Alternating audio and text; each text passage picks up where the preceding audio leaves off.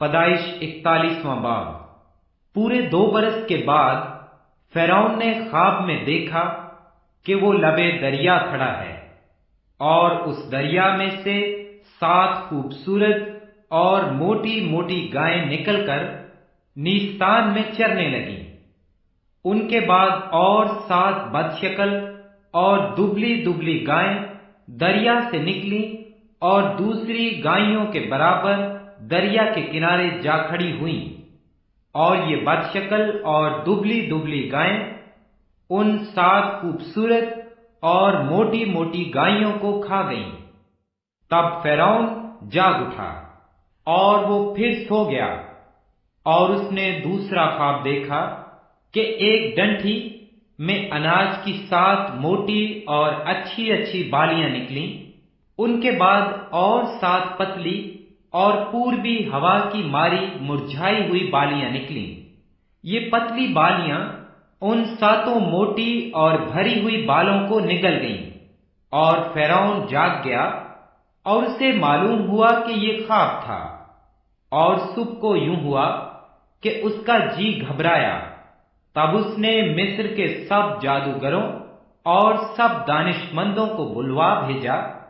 اور اپنا خواب ان کو بتایا، پر ان میں سے کوئی فرعون کے آگے ان کی تعبیر نہ کر سکا۔ اس وقت سردار ساقی نے فرعون سے کہا کہ میری خطائیں آج مجھے یاد آئیں، جب فرعون اپنے خادموں سے ناراض تھا، اور اس نے مجھے اور سردار نانپس کو جلوداروں کے سردار کے گھر میں نظر بند کروا دیا، تو میں نے اور اس نے ایک ہی رات میں ایک ایک خواب دیکھا۔ یہ خواب ہم نے اپنے اپنے ہونہار کے مطابق دیکھے۔ وہاں ایک عبری جوان جلوداروں کے سردار کا نوکر ہمارے ساتھ تھا۔ ہم نے اسے اپنے خواب بتائے اور اس نے ان کی تعبیر کی، اور ہم میں سے ہر ایک کو ہمارے خواب کے مطابق اس نے تعبیر بتائی، اور جو تعبیر اس نے بتائی تھی ویسا ہی ہوا، کیونکہ مجھے تو اس نے میرے منصب پر بحال کیا تھا اور اسے پھانسی دی تھی۔ تب فرعون نے یوسف کو بلوا بھیجا، سو انہوں نے جلد اسے قید خانہ سے باہر نکالا، اور اس نے حجامت بنوائی اور کپڑے بدل کر فرعون کے سامنے آیا۔ فرعون نے یوسف سے کہا، میں نے ایک خواب دیکھا ہے جس کی تعبیر کوئی نہیں کر سکتا، اور مجھ سے تیرے بارے میں کہتے ہیں کہ تو خواب کو سن کر اس کی تعبیر کرتا ہے۔ یوسف نے فرعون کو جواب دیا، میں کچھ نہیں جانتا، خدا ہی فرعون کو سلامتی بخش جواب دے گا۔ تب فرعون نے یوسف سے کہا، میں نے خواب میں دیکھا کہ میں دریا کے کنارے کھڑا ہوں، اور اس دریا میں سے 7 موٹی اور خوبصورت گائیں نکل کر نیستان میں چرنے لگیں۔ ان کے بعد اور 7 خراب اور نہایت بدشکل اور دبلی گائیں نکلیں، اور وہ اس قدر بری تھیں کہ میں نے سارے ملک مصر میں ایسی کبھی نہیں دیکھی، اور وہ دبلی اور بدشکل گائیں ان پہلی 7 موٹی گائیوں کو کھا گئیں، اور ان کے کھا جانے کے بعد یہ معلوم بھی نہیں ہوتا تھا کہ انہوں نے ان کو کھا لیا ہے، بلکہ وہ پہلے کی طرح جیسی کی تیسی بدشکل رہیں۔ تب میں جاگ گیا، اور پھر خواب میں دیکھا کہ ایک ڈنٹھی میں 7 بھری اور اچھی اچھی بالیاں نکلیں، اور ان کے بعد اور 7 سوکھی اور پتلی اور پوربی ہوا کی ماری مرجھائی ہوئی بالیاں نکلیں، اور یہ پتلی بالیاں ان 7 اچھی اچھی بالوں کو نگل گئیں، اور میں نے ان جادوگروں سے اس کا بیان کیا، پر ایسا کوئی نہ نکلا جو مجھے اس کا مطلب بتاتا۔ تب یوسف نے فرعون سے کہا کہ فرعون کا خواب ایک ہی ہے، جو کچھ خدا کرنے کو ہے اسے اس نے فرعون پر ظاہر کیا ہے۔ وہ 7 اچھی اچھی گائیں 7 برس ہیں، اور وہ 7 اچھی اچھی بالیاں بھی 7 برس ہیں۔ خواب ایک ہی ہے، اور وہ 7 بدشکل اور دبلی گائیں جو ان کے بعد نکلی، اور وہ 7 خالی اور پوربی ہوا کی ماری مرجھائی ہوئی بالیاں بھی 7 برس ہی ہیں، مگر کال کے 7 برس۔ یہ وہی بات ہے جو میں فرعون سے کہہ چکا ہوں کہ جو کچھ خدا کرنے کو ہے اسے اس نے فرعون پر ظاہر کیا ہے۔ دیکھ، سارے ملک مصر میں 7 برس تو پیداوار کثیر کے ہوں گے، ان کے بعد 7 برس کال کے آئیں گے، اور تمام ملک مصر میں لوگ اس ساری پیداوار کو بھول جائیں گے، اور یہ کال ملک کو تباہ کر دے گا، اور ارزانی ملک میں یاد بھی نہیں رہے گی، کیونکہ جو کال بعد میں پڑے گا وہ نہایت ہی سخت ہوگا۔ اور فرعون نے جو یہ خواب 2 دفعہ دیکھا تو اس کا سبب یہ ہے کہ یہ بات خدا کی طرف سے مقرر ہو چکی ہے، اور خدا اسے جلد پورا کرے گا۔ اس لیے فرعون کو چاہیے کہ ایک دانشور اور عقل مند آدمی کو تلاش کر لے اور اسے ملک مصر پر مختار بنائے۔ فرعون یہ کرے تاکہ اس آدمی کو اختیار ہو کہ وہ ملک میں ناظروں کو مقرر کر دے، اور ارزانی کے 7 برسوں میں سارے ملک مصر کی پیداوار کا 5واں حصہ لے لے، اور وہ ان اچھے برسوں میں جو آتے ہیں سب کھانے کی چیزیں جمع کریں، اور شہر شہر میں غلہ جو فرعون کے اختیار میں ہو خورش کے لیے فراہم کر کے اس کی حفاظت کریں۔ یہی غلہ ملک کے لیے ذخیرہ ہوگا، اور 7 برس کے لیے جب تک ملک میں کال رہے گا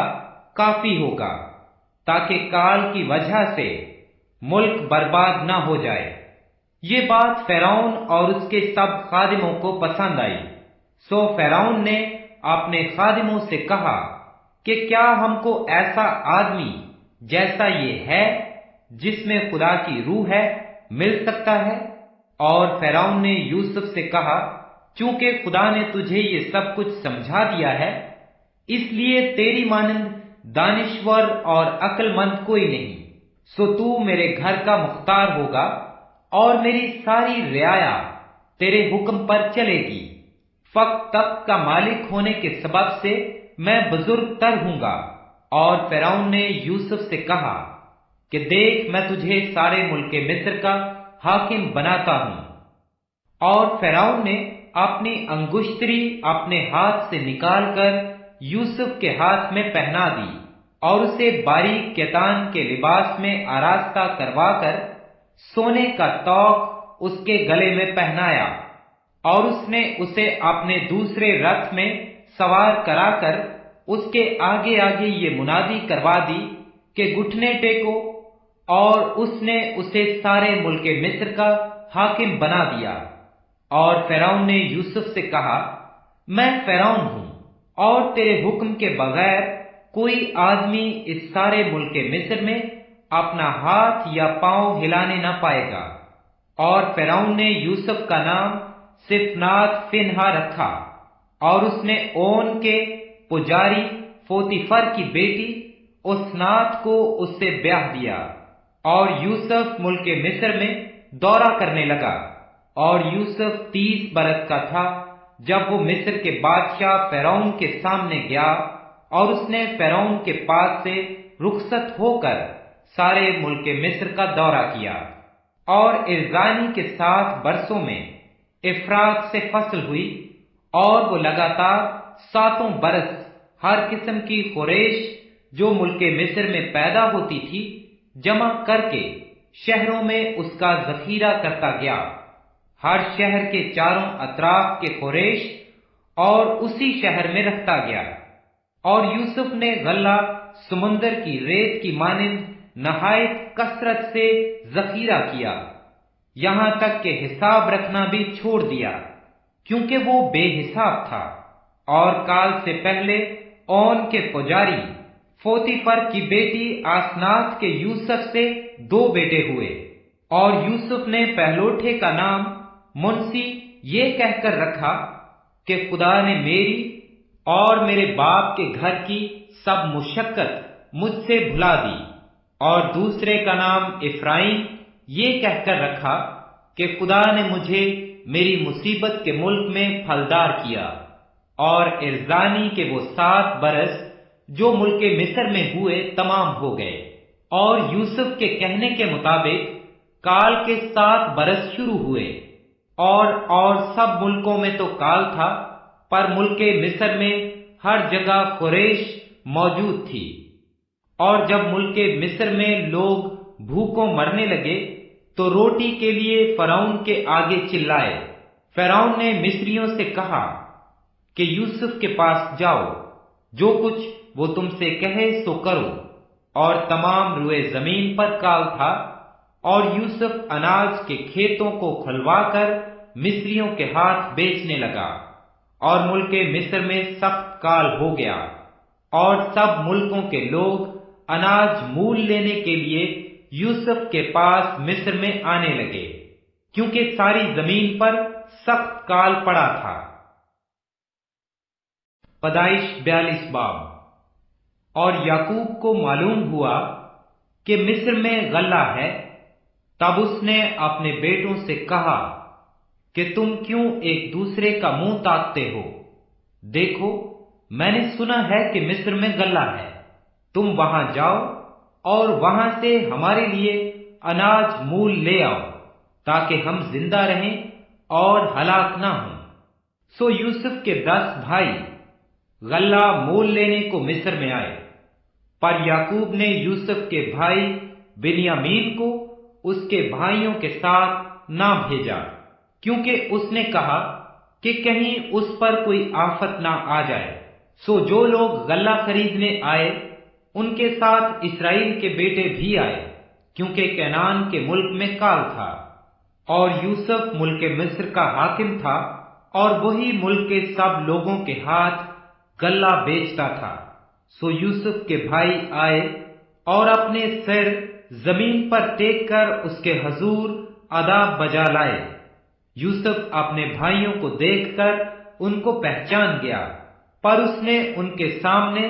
اپنے آپ کو انجان بنا لیا، اور ان سے سخت لہجہ میں پوچھا، تم کہاں سے آئے ہو؟ انہوں نے کہا، کنعان کے ملک سے اناج مول لینے کو۔ یوسف نے تو اپنے بھائیوں کو پہچان لیا تھا، پر انہوں نے اسے نہ پہچانا، اور یوسف ان خوابوں کو جو اس نے ان کی بابت دیکھے تھے یاد کر کے ان سے کہنے لگا کہ تم جاسوس ہو، تم آئے ہو کہ اس ملک کی بری حالت دریافت کرو۔ انہوں نے اس سے کہا، نہیں خداوند،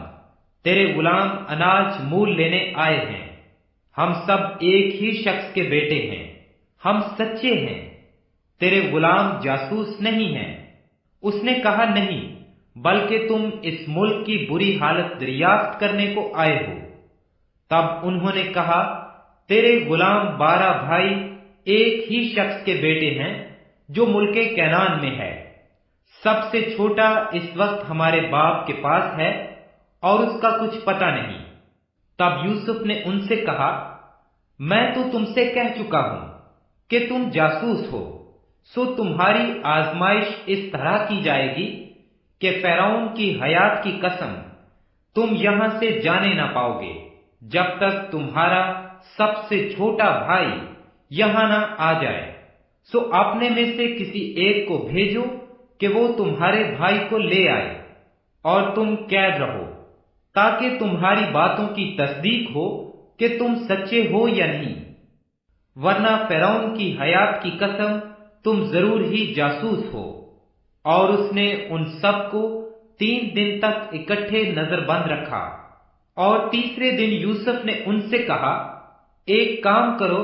تو زندہ رہو گے، کیونکہ مجھے خدا کا خوف ہے۔ اگر تم سچے ہو تو اپنے بھائیوں میں سے ایک کو قید خانہ میں بند رہنے دو، اور تم اپنے گھر والوں کے کھانے کے لیے اناج لے جاؤ،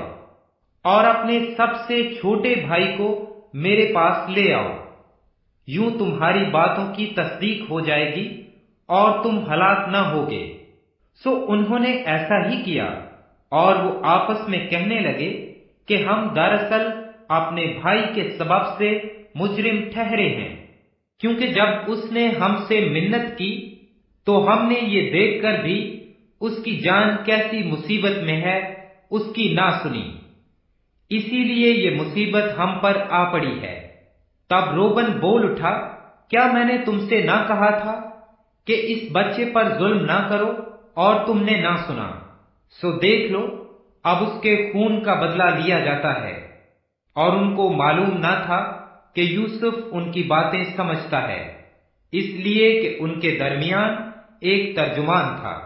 تب وہ ان کے پاس سے ہٹ گیا اور رویا، اور پھر ان کے پاس آ کر ان سے باتیں کی، اور ان میں سے شمعون کو لے کر ان کی آنکھوں کے سامنے اسے بندھوا دیا۔ پھر یوسف نے حکم کیا کہ ان کے بوروں میں اناج بھریں اور ہر شخص کی نقدی اس کے بورے میں رکھ دیں، اور ان کو زاد راہ بھی دے دیں۔ چنانچہ ان کے لیے ایسا ہی کیا گیا، اور انہوں نے اپنے گدھوں پر غلہ لاد لیا اور وہاں سے روانہ ہوئے۔ جب ان میں سے ایک نے منزل پر اپنے گدھے کو چارہ دینے کے لیے اپنا بورا کھولا تو اپنی نقدی بورے کے منہ میں رکھی دیکھی۔ تب اس نے اپنے بھائیوں سے کہا کہ میری نقدی پھیر دی گئی ہے، وہ میرے بورے میں ہے، دیکھ لو۔